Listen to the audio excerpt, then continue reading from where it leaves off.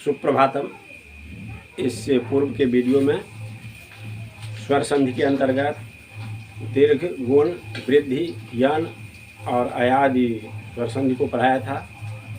अभी पूर्व रूप और पर रूप स्वर संधि बताने जा रहा हूँ।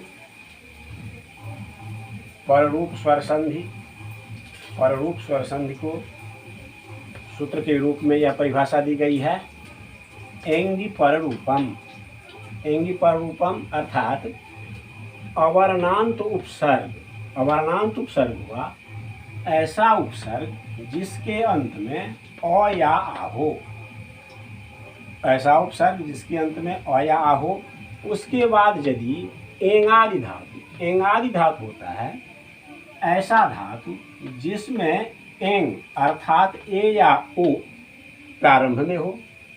एंगादि धातु अर्थात ऐसा धातु जिसमें एंग अर्थात ए या ओ प्रारंभ में हो, तो उपसर्ग का अंतिम अ या आ, यानी पहले जो उपसर्ग है अवर्णांत, यानी जिसके अंत में अ या, ऐसा उपसर्ग जिसके अंत में अ या आ हो, तो वह अ और आ धातु के आदि ए या ओ में बाद में जो एंगादि धातु है अर्थात ऐसा धातु जिसके प्रारंभ में ए या ओ है उसमें मिल जाता है, अर्थात उसे पररूप हो जाता है।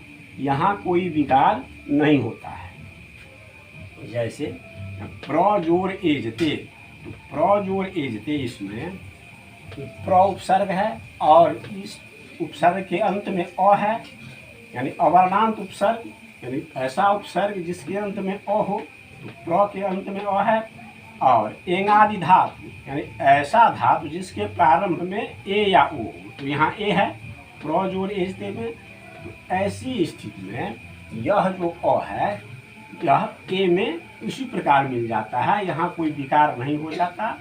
पर जोड़ एजते प्रेजते, इसी प्रकार अप जोड़ एजते, अप यह एक उपसर्ग है, इसके अंत में अ है, और एजते यह जो धातु है इसके प्रारंभ में यह ए है, तो यहाँ भी यह अ इसी ए में मिल जाता है, यहाँ कोई विकार नहीं होता है। अप जोड़ एजते अपेजते।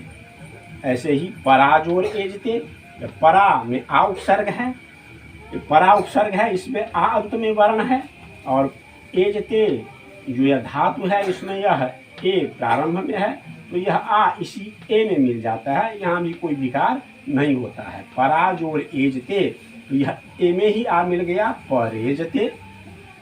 ऐसे ही उपजोड़ ओषति, यहाँ प्र जोड़ ओषति, तो यहाँ अ है अंत में, प्र उपसर्ग के अंत में अ है, और यह एंगादि धातु जो हुआ उसमें ए या ओ से प्रारंभ होने वाला धातु, तो यहाँ ओ है, तो यह अ इसी ओ में मिल जाता है, तो प्रोषति, यहाँ कोई विकार नहीं होता। इसी प्रकार उपजोड़ ओषति में उपोषति, पराजोड़ ओषति, इसमें परा उपसर्ग में यह आ वर्ण है अंत में, और ओषति के प्रारंभ में यहाँ ओ है, तो यह आ इसी ओ में मिल जाता है, तो पराजोड़ ओषति परोषति।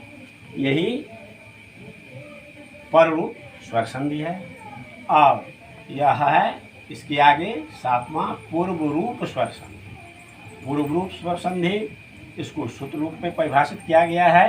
एंगः पदान्तादति, एंगः पदान्तादति, अर्थात यदि किसी पद के अंत में ए या ओ हो, किसी पद के अंत में ए या ओ हो और उसके आगे अ हो, तो वह अ उसी ए या ओ में मिल जाता है, यानी पहले के ए या ओ में मिल जाता है, अर्थात उससे पूर्व रूप हो जाता है, अर्थात उसे पूर्व रूप हो जाता है। और उस अ की जगह लुप्ताकार, लुप्ताकार इस तरह का चिन्ह, ऐसा चिन्ह लिखा जाता है। जैसे अ ए या ओ, ए या ओ के बाद यदि अ हो, तो यह अ का लुप्ताकार यह चिन्ह हो जाता है, इससे कुछ पढ़ा नहीं जाता है। फिर विच्छेद करने पर यह चिन्ह के स्थान पर, इस चिन्ह के स्थान पर अ लिखा जाता है। जैसे हरे जोड़ अब, हरे, तो हरे के अंत में ए है और आगे यह अ है। ये हरे या पदांत ए है, शब्द रूप के अंत में आता है हरे संबोधन के एक वचन में। तो यह ए के बाद अ है तो अ इसी में मिल जाता है, इसका लुप्त हो जाता है और इसकी जगह पर यह लुप्ताकार दिया गया हरे जोर अब हरेब। इसी प्रकार मुने जोर अत्र, मुने के अंत में यह ए है और आगे अ है तो अ इसी ए में मिल जाता है, यह इसके जगह पर यह लुप्ताकार चिन्ह दिया जाता है। मुने जोर अत्र मुनेत्र। विष्णु जोर अब ओ के बाद भी और रहने पर उसका लुप्ताकार हो जाता है।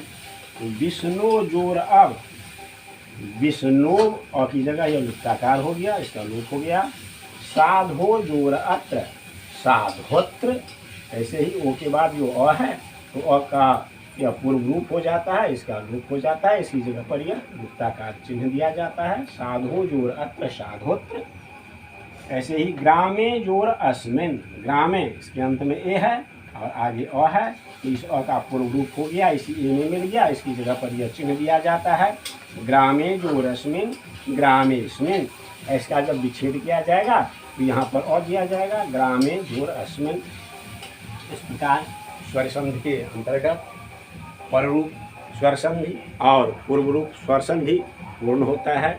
इस प्रकार स्वर संधि पूर्ण हुआ।